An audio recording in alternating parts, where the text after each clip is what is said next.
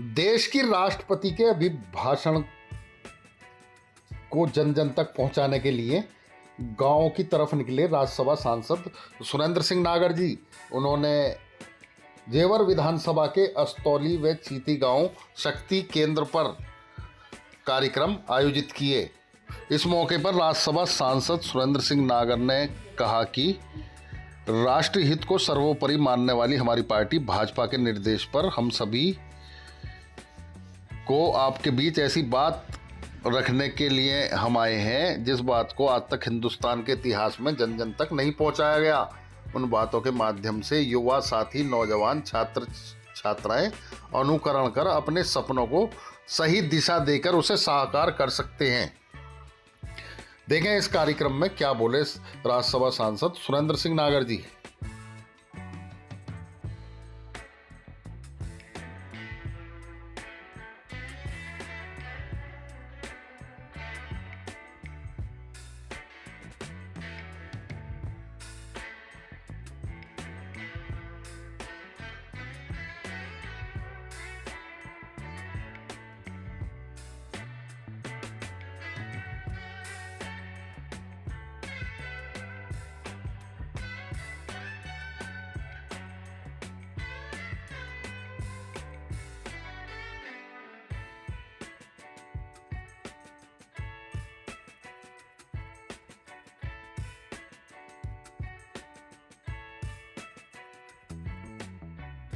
अभिभाषण को लेकर आज के इस कार्यक्रम में यहाँ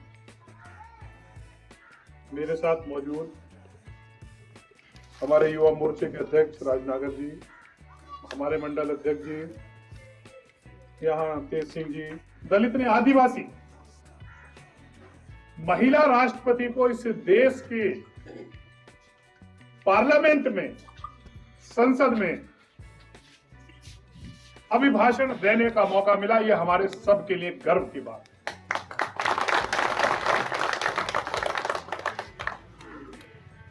और इस अभिभाषण में होता क्या है, जिसकी चर्चा करने के लिए मैं आज आप लोगों के बीच में आया। अभिभाषण होता है कि जो सरकार जब होती है, जिसकी सरकार होती है, उस सरकार के आगामी कार्यक्रम, उस सरकार की उपलब्धियां, उस सरकार के कार्यकाल में जो भी काम हुए हैं और आने वाले वर्षों में वो किस दिशा में इस देश को ले जाना चाहते हैं, उसका लेखा जोखा राष्ट्रपति के अभिभाषण के माध्यम से पेश किया जाता है। और इस वर्ष भी वो अमृतकाल 75 वर्ष इस देश को आजाद हुए हो गए। नई पीढ़ी भी आ गई, परिवर्तन हो गया। और 75 वर्ष के आजादी के जो कुछ महीने पहले हमने 75 वर्ष मनाए, और उन 75 वर्षों की आजादी के 75 वर्ष मनाने के बाद पहला ये राष्ट्रपति का अभिभाषण था। और इस अभिभाषण में देश की राष्ट्रपति ने आने वाले 25 वर्षों में, जब हम देश की आजादी का 100 वर्ष मनाएंगे, जो 2047 होगा, जब हम देश के 100 वर्ष आजादी के मनाएंगे, उस समय इस देश की क्या स्थिति होगी, यह देश किस रास्ते पर हम लेकर जाएंगे, उसका एक लेखा जोखा देश की राष्ट्रपति ने इस अभिभाषण के माध्यम से रखा। और इस अभिभाषण में कहा गया कि 2047 में जब इस देश का जो युवा है जिसकी आज उम्र 25 साल है, 28 साल है, 30 साल है, जो 2047 में 50 वर्ष और 55 वर्ष का होगा, इस अभिभाषण के माध्यम से आने वाले 25 वर्षों में 2047 में यह देश आज विकसित देशों की गिनती में भारत आता है। लेकिन इस देश में नरेंद्र मोदी जी के नेतृत्व वाली सरकार की परिकल्पना सोच है कि आने वाले इस 25 साल और 30 साल की जो हमारी युवा पीढ़ी है, इसको 25 वर्ष के बाद एक विकसित भारत उनके हाथों में सरकार सौंपे।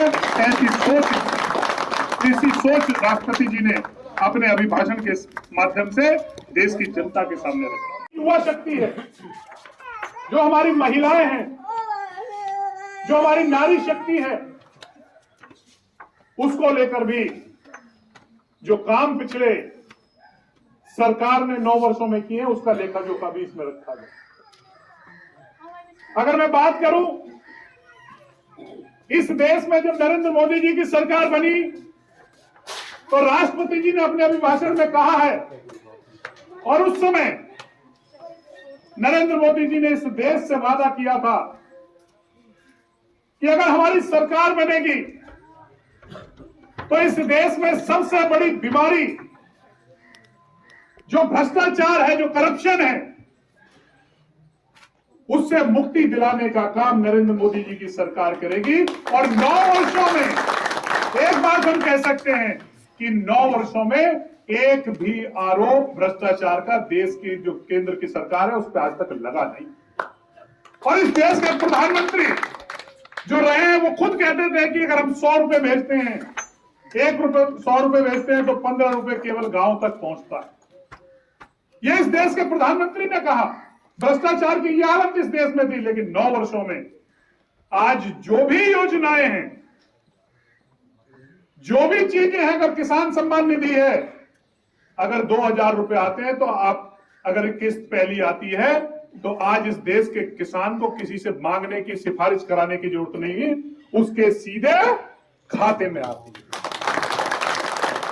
बिचौलिया खत्म, कोई बिचौलिया नहीं है। ये डिजिटल क्रांति के माध्यम से इस भ्रष्टाचार की जड़ को खत्म करने का काम इन 9 वर्षों में नरेंद्र मोदी जी की सरकार ने किया। रोल बड़े बड़े जा रहे हैं।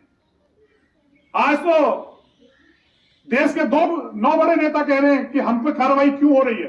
कोरोना महामारी आई, कोरोना महामारी में इस देश में पहली बीमारियां भी आपने देखी होंगी।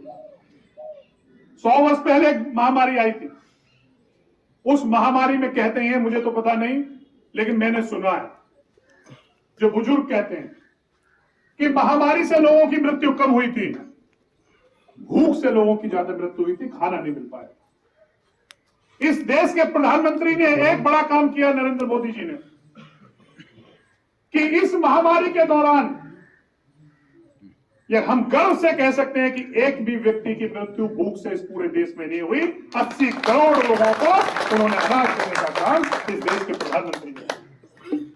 अगर वैक्सीन की बात आती थी, वैक्सीन पहले अमेरिका में बनती थी, दुनिया में बनती थी, हम हाथ फैलाते थे, हम लोग इंतजार करते थे कब ये दवाई हमारे यहां आएगी, हमें भी इसका लाभ मिलेगा। पहले पश्चिम के लोग जो विकसित देश हैं वो लाभ उठाते थे, लेकिन इस देश के प्रधानमंत्री नरेंद्र मोदी जी ने पहली बार जब ये कोरोना महामारी चालू हुई, उसी दिन निर्णय लिया था कि अगर इस बीमारी से बचना है तो हमारे पास अपने देश की वैक्सीन होनी चाहिए। और हमारे साइंटिस्टों ने दुनिया में दूसरे नंबर पर अपनी वैक्सीन बनाई। और सबसे बड़ी बात यह है कि जो हमारी वैक्सीन है उससे ज्यादा एफिकेसी, मतलब उससे ज्यादा प्रभाव, बीमारी से लड़ने की क्षमता दुनिया की किसी वैक्सीन में नहीं है जो भारत की वैक्सीन है। देखना भैया एक अभी